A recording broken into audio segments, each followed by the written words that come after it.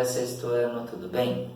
Hoje nós vamos iniciar a nossa apostila volume 3 e nós vamos começar a falar sobre sistemas. Na apostila volume 2, nós falamos sobre tecidos. O último tecido, se eu não me engano, que foi falado foi do sistema nervoso. Então, na nossa apostila, nós vamos começar falando sobre o sistema nervoso.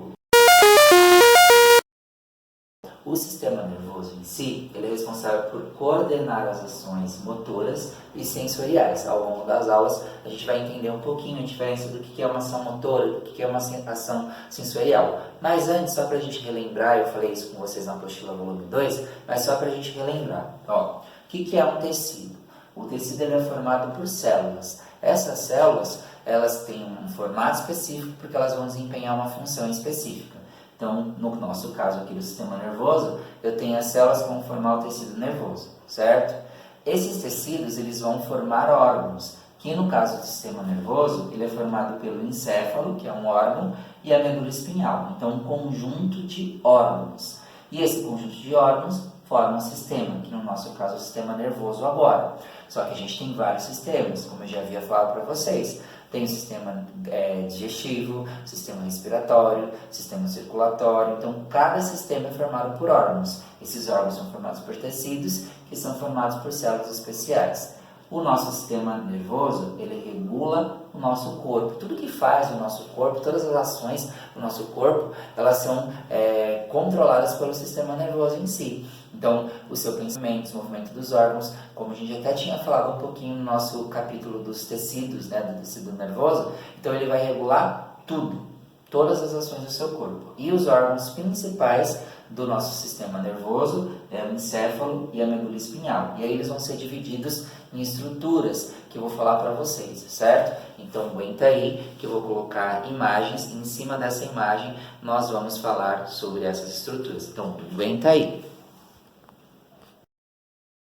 Então, o sistema nervoso, ele é formado pelo sistema nervoso central e pelo sistema nervoso periférico. Essa imagem que você está vendo aqui é o sistema nervoso central. Então, nós temos o encéfalo e a medula, certo? Seria a medula espinhal. E depois, nós temos o sistema nervoso periférico, que é composto pelos nervos aí, todas essas ramificações fazem parte, então, do sistema nervoso periférico em si. Falando um pouquinho do sistema nervoso central, aí a gente vai falar da composição dele. O sistema nervoso central ele é composto pelo encéfalo, certo? Esse encéfalo ele é dividido em cérebro, cerebelo e bulbo. Aí agora a gente vai falar um pouquinho da estrutura de cada um deles em si. Este é o cérebro. O cérebro ele é responsável por coordenar os movimentos do corpo, o controle da memória, aprendizado, fala, emoções, comportamentos. Então, todo o aprendizado, os movimentos, ele que coordena tudo. Então, o cérebro, na verdade, ele é praticamente a central de comando do nosso corpo em si, porque ele vai controlar aí os seus movimentos, o movimento do corpo, o movimento dos órgãos, o que você tem de memória registrado, fica tudo registrado aí no seu cérebro, certo? E aí a gente tem o cerebelo. O cerebelo, essa parte abaixo do cérebro aqui, o cerebelo em si, ele controla o equilíbrio do nosso corpo. Então, algumas pessoas, às vezes, que têm labirintite, uma das áreas que é afetada é o cerebelo em si. A pessoa ela não consegue ficar parada em pé, ela não tem a noção de equilíbrio. Então, o cerebelo ele controla o seu equilíbrio. Você consegue se manter em pé, equilibrado, não sente tontura, consegue andar. E aí a gente tem o bulbo, O bulbo é essa parte aqui que sai do cérebro em si.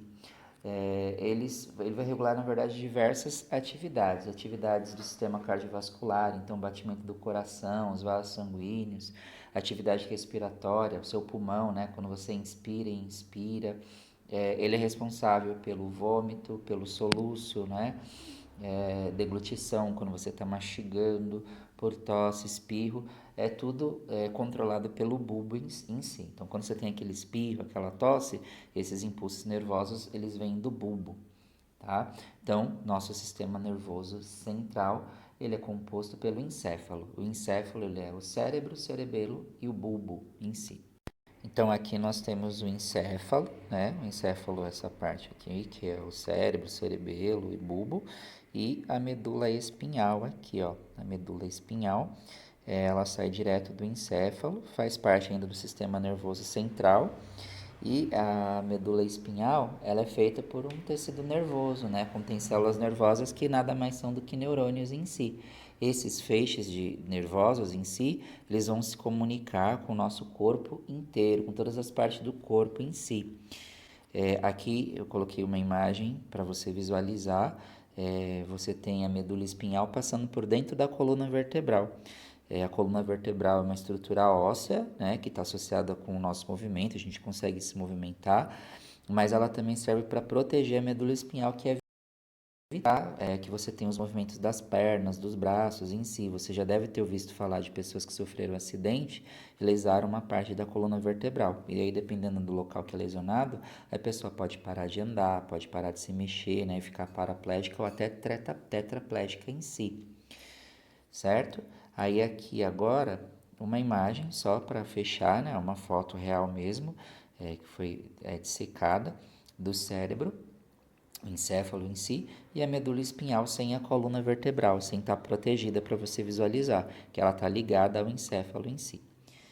E nós temos o nosso sistema nervoso periférico, que ele é formado por nervos, né? Então, essas estruturazinhas brancas aqui são os nossos nervos.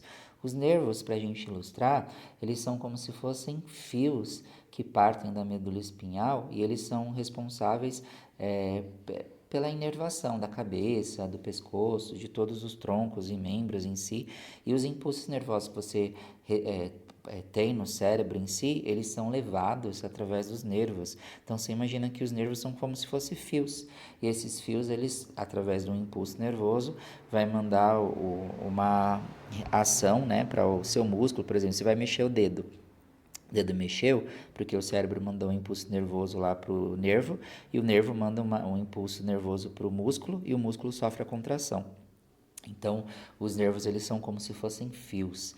Aí aqui a gente tem uma ilustração de um nervo para você poder visualizar. Ele é envolvido por tecido conjuntivo, não está escrito aqui nessa imagem, mas lembra do tecido conjuntivo que a gente viu na apostila volume 2? Então, ele envolve aí os nervos. E aí, dentro desses nervos em si, a gente tem o axônio. Lembra do axônio, ó, que era o corpinho maior do neurônio? Então, o axônio ele faz parte aí dos nervos, né, para ajudar nesse processo de comunicação. Essa seria uma ilustração para mostrar um nervo mais de pertinho, para você poder visualizar. Tudo bem? Então, nós encerramos a nossa aula de hoje. Não terminei de falar do sistema nervoso, né? Eu só fiz uma apresentação, depois a gente vai falar das ações motoras e sensoriais. E a gente encerra com essa imagem aqui, ó. É um axônio entrando em contato com outro neurônio. Essa região que a gente falou lá no capítulo de tecido nervoso é uma sinapse.